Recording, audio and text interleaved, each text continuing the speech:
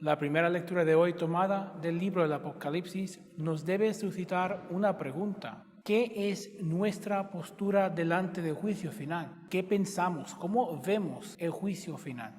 Los santos en la primera lectura de hoy están cantando el cántico de Moisés, el siervo de Dios, y el cántico del Cordero. Pero hay un problema. En el Antiguo Testamento hay dos cánticos de Moisés. El primero es en el Éxodo, y ahí está Moisés cantando en agradecimiento al Señor por la maravilla que acaba de enseñar en liberar al pueblo, en rescatarlo ahí en las orillas del Mar Rojo del ejército del faraón. Es un cántico de liberación. Pero el segundo cántico, el cántico que aparece en el libro de Deuteronomio, ya al final de su vida, Moisés está alabando al Señor por la grande maravilla de su juicio. Hasta pone en la boca del Señor las palabras: empuñe en mi mano el juicio.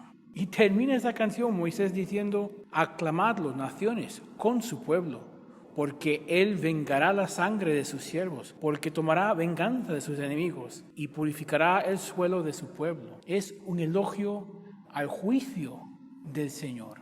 Y lo interesante es que el cántico de los santos en el cielo es una combinación de estos dos. Y por ser una combinación de estos dos cantos de Moisés, es también el cántico nuevo del Cordero. Es un cántico de liberación, pero de una liberación que viene a través del juicio final. Por eso es que los santos están cantando sobre el mar de cristal. Y por eso es que al final de la canción se oye: ¿quién no temerá y dará gloria a tu nombre? Porque vendrán todas las naciones y se postrarán ante ti, porque tus justas sentencias han quedado manifiestas. Para el Señor no hay separación entre juicio y liberación. De hecho, para nosotros también como individuos no existe esta separación, porque nosotros no podemos ser librados del pecado hasta que aceptamos el juicio de Dios. Y tenemos que aceptar este juicio como justo. Tenemos que aceptar lo horrible que son nuestros pecados. Por eso es que lo más cerca alguien llega a la santidad, a la plenitud de la santidad. Y esto se ve en tantos santos en esta tierra. Lo más cercano están a Dios. Lo más horrible es hasta el pecado venial. Cuando oyes a Santa Teresa o a San John Henry Newman o a San Francisco hablar de lo horrible que es un pecado venial, como una mentira piadosa, y hablar cómo es mejor morir antes de pecar hasta un pecado venial, entendemos lo horrible que es el pecado delante del Señor, aceptamos ese juicio. Por eso es que el sacramento de la reconciliación conlleva confesar los pecados, ponerla en voz para reconocer, porque a veces no reconocemos las cosas de verdad hasta que las decimos. Pero en confesar, en revelar, en manifestar nuestros pecados, estamos manifestando que aceptamos el juicio sobre ellos. Y en aceptar ese juicio, somos liberados de ello, porque con ese juicio también aceptamos la misericordia del Señor.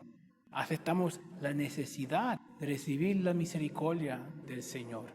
Y para los santos, el juicio final es la liberación final de Dios.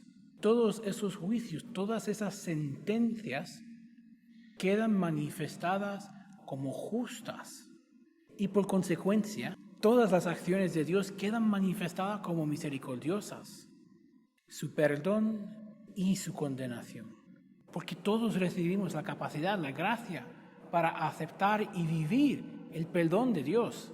Y algunos, por nuestros egoísmos, por no querer aceptar el juicio del Señor, lo rechazamos. Entonces, ¿qué es nuestra postura delante de eso? ¿Cómo es que pensamos de ese juicio, de ese juez? No debemos temer el juicio o el juez, pero tenemos que temer nuestra propia debilidad, nuestro propio egoísmo, nuestro propio deseo de intentar de depender completamente de nuestra propia bondad o de nuestros intentos de comprar la escalera de los cielos con buenas obras.